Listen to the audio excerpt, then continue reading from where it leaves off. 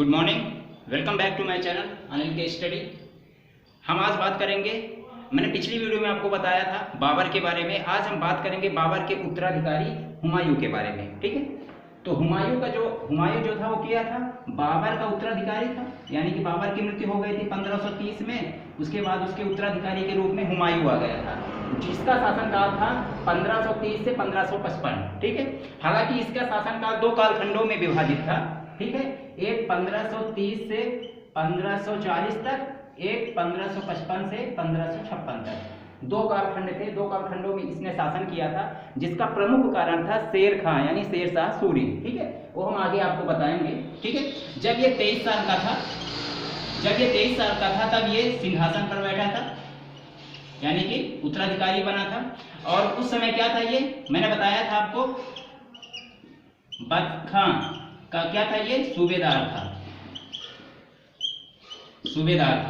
यानी कि 23 साल की उम्र में 1530 से 1556 जिन्होंने शासन किया था, और उस समय यह था बख्त का सूबेदार था हुमायूं। ठीक है, इसके बाद अगर बात करें हम अपने पिता के, जैसे इसकी मृत्यु हुई थी तो इसके पिता ने बोला था कि भैया एक काम करना, जैसे ही मैं मर जाऊं तो मेरे जो 4 बेटे हैं तो आप लोग बंटवारा कर लेना। ठीक है, जमीन में विवाद मत करना। तो इसने क्या किया था, बोला ठीक है भैया ऐसा ही करूंगा मैं। तो जिसके 4 भाई थे, ठीक है, यानी बाबर के 4 लड़के भी थे। ठीक है, एक कामरान था, एक अस्करी, एक हिंदार। ठीक है, और एक तो खुद बाबर ही था। ठीक है, आपको पता है।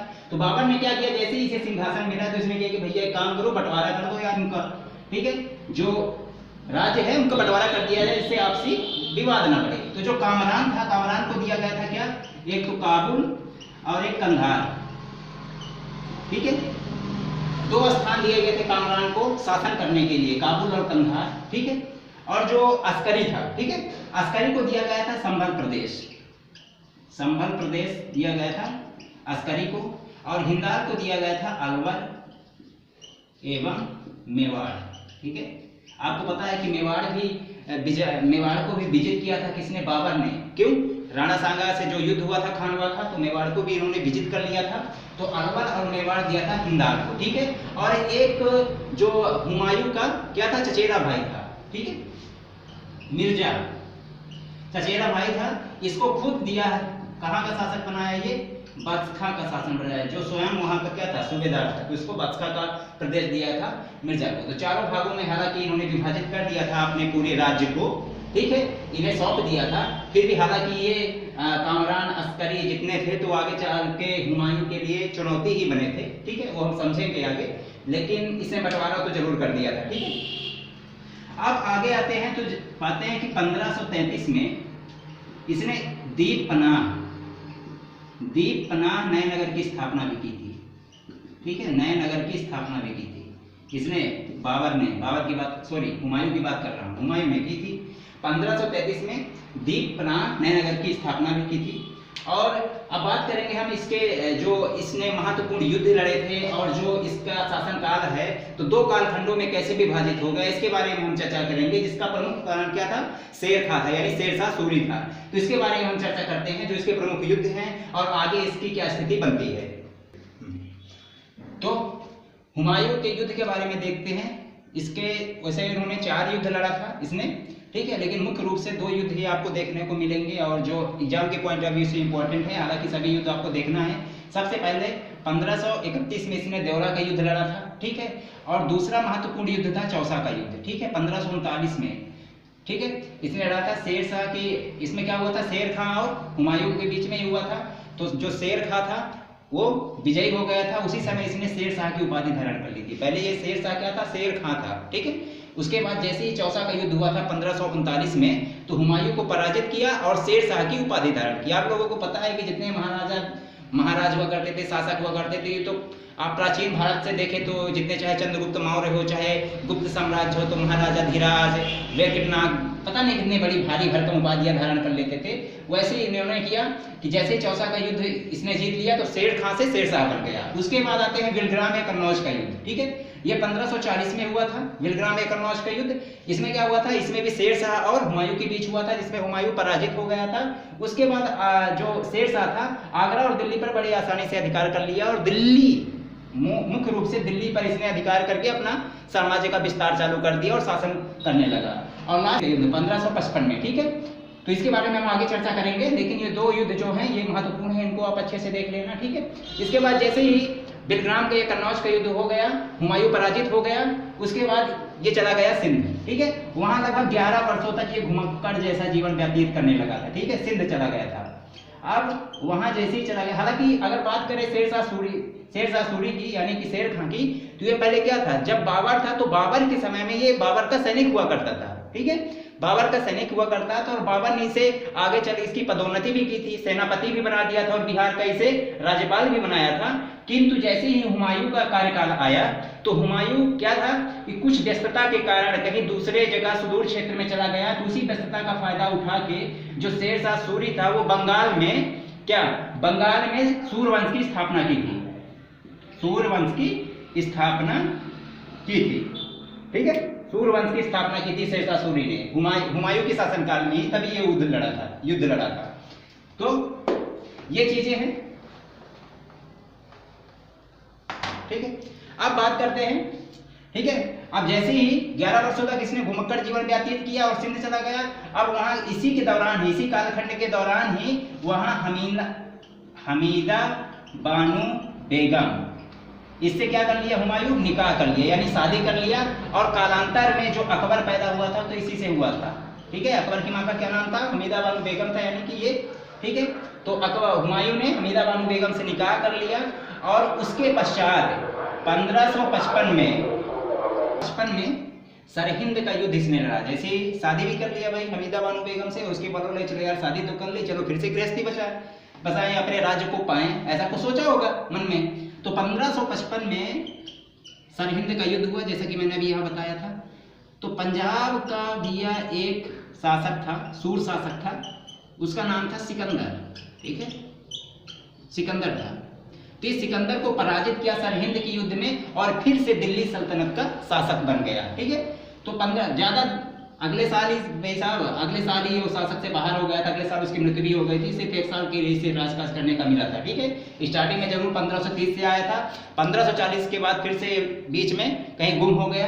अब देखो, आपको सिकंदर को कैसे पराजित किया आपको पता है कि जो ये शेरशाह सूरी था, ठीक है, 1540 से 1545 तक इसने शासन किया था, ठीक है। 45 में ये भी चले गए थे भाई साहब, ये निपट गए थे। 1545 में कलिंजर के युद्ध ये लड़ रहे थे कीरा सिंह के साथ, तो हम बात करेंगे हालांकि इनके बारे में। तो उक्का नामक कुछ आग्नेयास्त्र चला रहे थे, तो खुद ही लग गया, निपट गए थे। उसके बाद फिर जैसे ही निपट गए तो उनका मनोबल भी बढ़ा होगा हुमायूं का कि चलो यार अपना राज्य पाते हैं। तो 1555 में इन्होंने सिकंदर के साथ क्या किया, युद्ध किया, यानी सूर वो सिकंदर मत समझ लेना, सिकंदर महान, ठीक है, ये पंजाब के सूर शासक थे सिकंदर, इनको पराजित किया और 1555 में फिर से दिल्ली सल्तनत पर आ गए, ठीक है।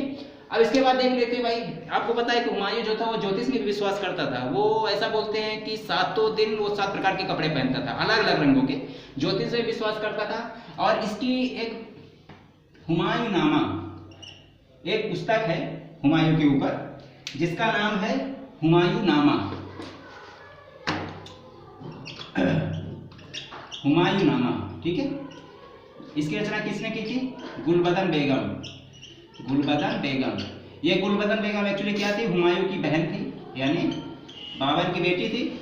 तो गुलबदन बेगम ने हुमायूंनामा की रचना की थी। और आगे चल के मैंने जैसे बताया था 1556 में जो इसने दीपना नामक नए नगर की स्थापना की थी, कब की थी, 1533 में दीपना बसाया था। तो इसी दीपना के जो पुस्तकालय भवन है, तो उसकी सीढ़ी में अपना पुस्तक पढ़ रहा होगा, तो वहां से फिसल गया पैर और यहाँ के लड्डू हो गए भाई साहब। तो 1556 में पुस्तकालय के भवन से नीचे आया और निपट गए, यानी कि मृत्यु हो गई इनकी 1556 में। अब जैसे ही मृत्यु हो गई तो फिर उत्तराधिकारी का प्रश्न खड़ा हुआ कि जैसे अब कौन बनेगा उत्तराधिकारी। तो फिर आते हैं अकबर महान, ठीक है। अब महान है कि नहीं वो हम आपको बाद में बताएंगे, लेकिन जोड़ा क्या जगह है, अकबर महान, ठीक है। तो हुमायूं के बाद जो उत्तराधिकारी आएगा वो आएगा अकबर, ठीक है। इससे पहले आपको मैंने बताया कि जो इसका कालखंड था, बीच के कालखंड में कहीं गुम हो गया था, उस बीच दिल्ली में क्या स्थिति थी जिस समय शेरशाह सूरी आ गया था, ठीक है। इसी बारे में थोड़ा सा हम चर्चा करेंगे आपको। अब बात करते हैं शेरशाह सूरी के बारे में। जैसा कि मैंने पहले बताया था कि जो हुमायूं का कालखंड था, ठीक है, तो वो 11 वर्षों तक भाई साहब वो घुमक्कड़ जीवन व्यतीत कर रहा था। तो उस समय दिल्ली की क्या स्थिति थी, कौन शासन कर रहा था, तो उस समय शेरशाह सूरी था जिसने कब्जा कर लिया था दिल्ली पे। 1540 से 1545 तक शेरशाह सूरी आ गया था दिल्ली पे। इसका मेन रीजन क्या था, देखो शेरशाह सूरी के बारे में अगर बात करें तो ये अफगान था, अफगान वंशी था और सूर्य साम्राज्य की स्थापना की थी शेरशाह सूरी ने, ठीक है। मैंने पहले बताया था कि शेरशाह पहले इसका नाम नहीं था। अगर इसके बचपन का नाम देखें, ठीक है, बचपन का नाम इसके क्या था, फरीद खां था, फरीद खां, ठीक है। और उसके बाद ये नाम दिया शेर खां। ऐसा बोला जाता है कि एक शेर को एक ही तलवार से मार दिया था, इसीलिए शेर खां नाम दे दिया। और उसके बाद क्या बन गया, शेरशाह बन गया। लो भाई इतने सारे नाम रख लिए इसने। इसके जो पिताजी थे, ठीक है, हसन खां, हसन खां, ये सासाराम एक जगह है बिहार में, सासाराम के अंतर्गत वहां के जमींदार थे ये, ठीक है। शेरशाह सूरी के पिताजी सासाराम के अंतर्गत क्या थे, जमींदार थे। शेरशाह सूरी का आगमन मुख्यतः दो कारणों से होता है, जो कि मैंने पहले बताया था। एक तो पहला है चौसा का युद्ध 1539 में, और दूसरा महत्वपूर्ण कारण है बिलग्राम या कन्नौज का युद्ध 1540 में। इन दोनों युद्धों को जीतने के बाद शेरशाह सूरी का आगमन होता है दिल्ली के साम्राज्य पे, और दिल्ली के साम्राज्य का विस्तार और उसका रहन सहन और जितने भी सारी चीजें हैं, यानी शासक करना, बागडोर संभालना, सब कुछ इसके हाथ में आ जाता है शेरशाह सूरी के। क्योंकि उस समय कोई ना तो अकबर भी नहीं आया, तो उसका तो जन्म ही नहीं हुआ था, तो कैसे आ जाएगा। तो शेरशाह सूरी के हाथों में पूरी बागडोर आ गई थी और पूरा जो मुगल वंश था वो तख्ता पलट हो गया था इसके ऊपर, ठीक है। तो शेरशाह सूरी भी और चीजें देखेंगे हम कि जैसे कि अगर बात करें इसके कार्यों की, ठीक है, इसने साम्राज्य विस्तार तो किया ही किया था, लेकिन ये कुछ महत्वपूर्ण कार्य भी किया था, ठीक है। और मैंने शेरशाह सूरी के बारे में पहले भी आप लोगों को शायद बताया था कि ये शुरुआती दिनों में जो बाबर था, बाबर का क्या था, एक सेनापति हुआ करता था, ठीक है। तो उस समय क्या था कि बाबर भी इससे खुश होके इसको सेनापति भी बना दिया था, और सेनापति के बाद बिहार का राज्यपाल भी बना दिया कि लो भैया यार तू ऐसा कर, बस ऐसे खुश कहाँ हुआ। ये 1537 की बात है। ये 1537 में जब हुमायूं का शासन था ना, तो हुमायूं क्या था, मैं बताया था कि सुदूर क्षेत्र में चला गया था, कहीं व्यस्तता थी इसकी, तब ये आ गया था भाई पंजाब, बंगाल में किसी को पराजित किया, यहाँ सूर्यवंश की स्थापना कर डाली, ठीक है। तब फिर आया तो हुमायूं के सामने कि यार मुझसे लड़, देखते हैं कितना है दम, ठीक है। अगर ठीक है 5 सालों के अगर परिप्रेक्ष्य में देखें तो 5 सालों के अंतर्गत जितना इसको समय मिला है, तो साम्राज्य विस्तार तो किया ही किया था, लेकिन कुछ और भी महत्वपूर्ण इसने कार्य किया था जो वर्तमान परिदृश्य में भी हमारे सामने दिख रहे हैं, ठीक है। कुछ महत्वपूर्ण कार्यों को हम देखते हैं इसके, ठीक है। कई बार आपसे पूछ भी देता है किसी भी एग्जाम के पॉइंट ऑफ व्यू से। तो इसके कार्य जैसे इसने एक भूमि माप की पद्धति बनाई थी, भूमि माप, ठीक है, जो भूमि का पैमाना होता है, जो नापने का होता है, जैसे होते हैं ना लेखपाल आ जाते हैं नापने कड़ी वड़ी लेके। तो इस समय क्या था, भूमि माप के लिए इसने गजे से क्या किया था, 32 अंक वाला गजे सिकंदरी तथा सन की डंडी का प्रयोग किया था। पहली बार इसने जो भूमि माप का एक पैमाना इसने बनाया था वो 32 अंक का था, जिसका नाम था गजे सिकंदरी, और सन की डंडी का भी प्रयोग किया था। हालांकि इसमें कुछ कमियां जरूर थी, ठीक है। जैसे सन की डंडी है, अगर बारिश का मौसम है क्या कैसे है, तो भूमि के नाप जोख में फिर थोड़ा ये सिकुड़ जाती थी, छोटी हो जाती थी, मोटी हो जाती थी, इधर हो जाती थी, समझ सकते हो आप। थोड़ा इसमें कमियां भी थी, ठीक है। किसी चीज के दो पहलू होते हैं, तो अगर ये अच्छा था तो बुरा भी था। और एक महत्वपूर्ण काम देखें तो एक महत्वपूर्ण है जो है आपका ग्रैंड ट्रंक रोड, ठीक है। आप लोगों ने सुना होगा ग्रैंड ट्रंक रोड, ठीक है। संभवतः कहा जाता है कि व्यापारिक दृष्टि से या अपने साम्राज्य को आर्थिक लाभ पहुंचाने की दृष्टि से ग्रैंड ट्रंक रोड की मरम्मत करवाई थी शेरशाह सूरी ने, ठीक है। इसके अलावा भी जो डाक व्यवस्था है, ठीक है, डाक विभाग को इसने पुनर्गठित किया था, संगठित किया था, और डाक व्यवस्था को तंदुरुस्त किया था, जिससे जो इसके साम्राज्य में लोग थे वो एक दूसरे से संचार माध्यम से जुड़ सके, और व्यापार से इसका लाभ होगा, और क्या, व्यापार से भी जुड़ सकेंगे। और संचार माध्यम तो है ही, इसका मेन पर्पस तो था ही। जो डाक व्यवस्था का इसने किया था, डाक व्यवस्था का पुनः संगठन, ऐसा बोल सकते हो आप, पुनः संगठन। और तीसरा महत्वपूर्ण कार्य इसका था काबूलियत और पट्टा प्रथा की शुरुआत की थी, ठीक है।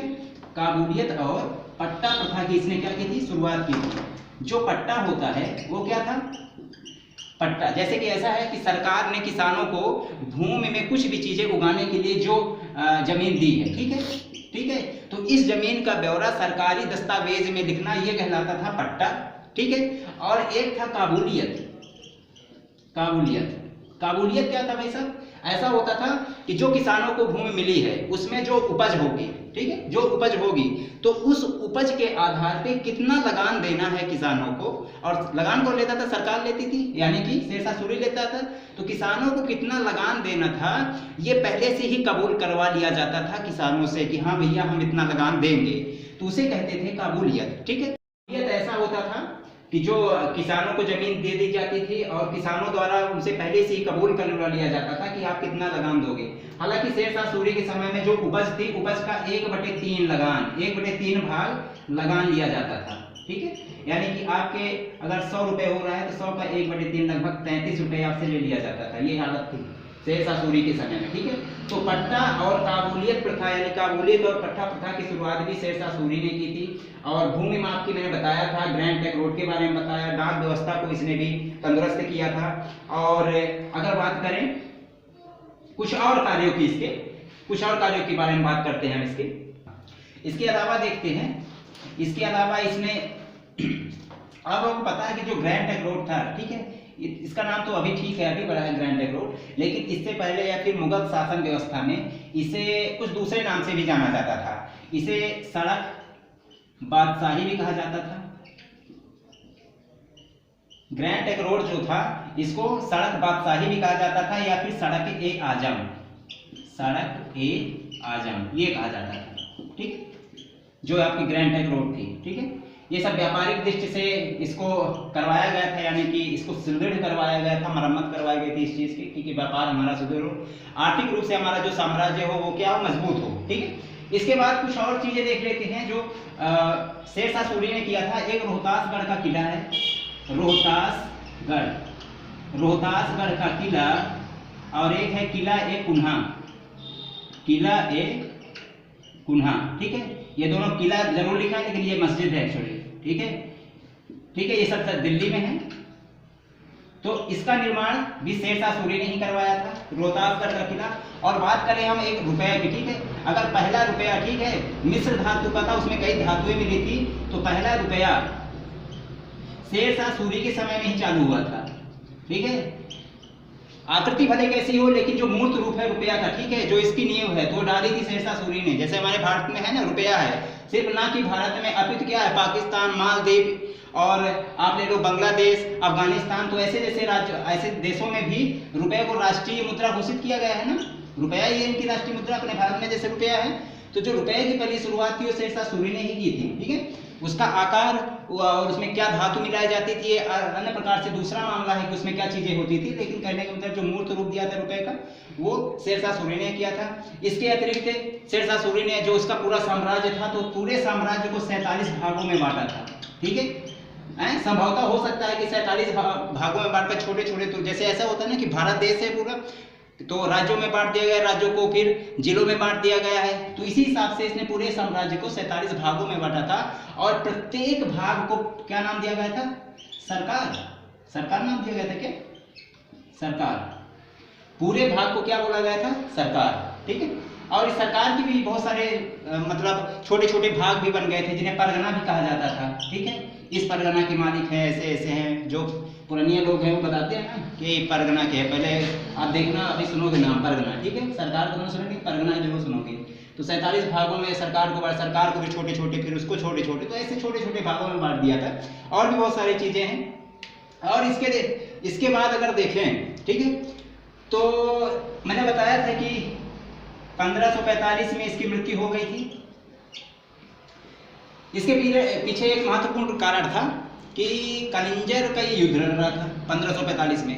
अब उत्साह तो था ही कि भाई मैं हुमायूं को पराजित कर दिया, तो आने वाले समय में जितने राजा होंगे सब मुझसे पराजित हो जाएंगे। तो ऐसा भी नहीं था भाई साहब। 1545 में ये कलिंजर का युद्ध लड़ रहा था। उस समय कलिंजर का शासक था कीरत सिंह, ठीक है, कीरत सिंह। तो कहा जाता है कि ठीक है, युद्ध जीत सकता था। उस समय इसकी बहुत बड़ी सेना थी, लगभग 20 से 25 हजार इसके पास सेना थे, हाथी थे। तो उस समय ये उक्का नामक आग्नेयास्त्र चला रहा था, ठीक है। उसका क्या नाम था? उक्का नामक एक आग्नेयास्त्र चला रहा था, जो खुद ही इसके ऊपर आके गिर गया, ठीक है।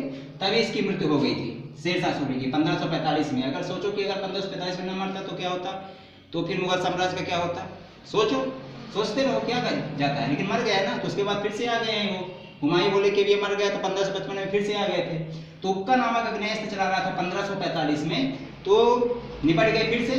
उसके बाद क्या होता है कि ये इनकी मृत्यु हो जाती है, और मृत्यु के बाद कई बार पूछा है कि शेरशाह का मकबरा कहाँ है। ठीक है, जहाँ इनकी मृत्यु होती है, जहाँ इनको दफनाया जाता है, तो वहाँ आपको पता है कि इस्लामी शैली में, मुस्लिम में ऐसे वहाँ मकबरा बना दिया जाता है। तो शेरशाह का मकबरा कई बार प्रश्न में पूछ चुका है, कई बार प्रश्न में पूछ चुका है, आप लोगों को शायद पता भी होगा। शेरशाह का मकबरा ये वही है जहाँ के जमींदार थे इसके पापा, सासाराम, यानी बिहार में। सासाराम में एक झील है, झील के ऊंचे टीले पर उसका मकबरा है, शेरशाह का मकबरा। ठीक है, अब बता दूं कि जो शेरशाह का मकबरा है, ये भारत की पहली, ऐसा संभवतः कहा जाता है कि मध्यकालीन भारत की पहली ईरानी और हिंदी वास्तुकला का सम्मिश्रण उदाहरण है। कहने का मतलब कि जैसे इसको बनाया गया है, तो इसमें कुछ चीजें हिंदू से ली गई हैं, कुछ चीजें ईरानी रूप में जो डिजाइन है मुख्यतः, ठीक है, अलंकृत किया गया है। तो इन दोनों का मिश्रण ही ये पहला मकबरा, हिंद और यूनानी ऐसा बोल सकते हो आप, हिंद या ईरानी। सासाराम का जो शेरशाह का मकबरा है, तो ये पहला उदाहरण होगा आपका शेरशाह का मकबरा। तो ये चीज़ें हैं कि कहाँ से 50 में आए, 40 में आए और 45 तक रहे। 5 सालों के कालक्रम में देखा जाए तो इसने बहुत सारे कार्य किए थे। ठीक है, कुछ काम क्या थे, नकारात्मक भी थे, ऐसा भी नहीं था। ठीक है, कुछ काम इसके सकारात्मक भी थे। सकारात्मक कार्यों में जैसे मैंने आपको बताया कि रुपए वाला जो आज भी दृष्टिगोचर हो रहा है, ग्रैंड ट्रंक रोड, भले ही वो अपने स्वार्थ पूर्ति हेतु पहले किया था, लेकिन आज भी ग्रैंड ट्रंक रोड है। वहां से बहुत सारे, आपको पता है ना, ग्रैंड ट्रंक रोड सबसे ऊंची रोड है, ऐसे ही बोलते हैं। तो बहुत सारी इसने चीजें की थी। जो डाक व्यवस्था है उसको भी तंदुरुस्त किया, सुदृढ़ किया। डाक व्यवस्था आज भी भारत की नंबर 1 की चल रही है, आपको पता ही है। तो बहुत सारी चीजें हैं। तो शेरशाह सूरी के बारे में बस इतना ही। ठीक है, और आई होप वीडियो आपको अच्छी लगी हो। और मुगल साम्राज्य में हम आगे बात करेंगे जो उत्तराधिकारी होगा हुमायूं का। हुमायूं का उत्तराधिकारी कौन होगा? अकबर होगा। तो हम अकबर के बारे में आपसे बात करेंगे, और मिलते हैं किसी अगली वीडियो में ऐसे ही इंटरेस्टिंग चीज लेके आके जो आपके लिए ज्ञानवर्धक और उत्साहवर्धक हो। अगर वीडियो आपको अच्छी लगी हो तो मेरे चैनल अनिल के स्टडी को सब्सक्राइब कर सकते हैं, इस वीडियो को शेयर कर सकते हैं, लाइक कर सकते हैं, कॉमेंट करें और सब्सक्राइब करके मेरा भी मनोबल बढ़ाएं। अच्छा लगता है मुझे भी।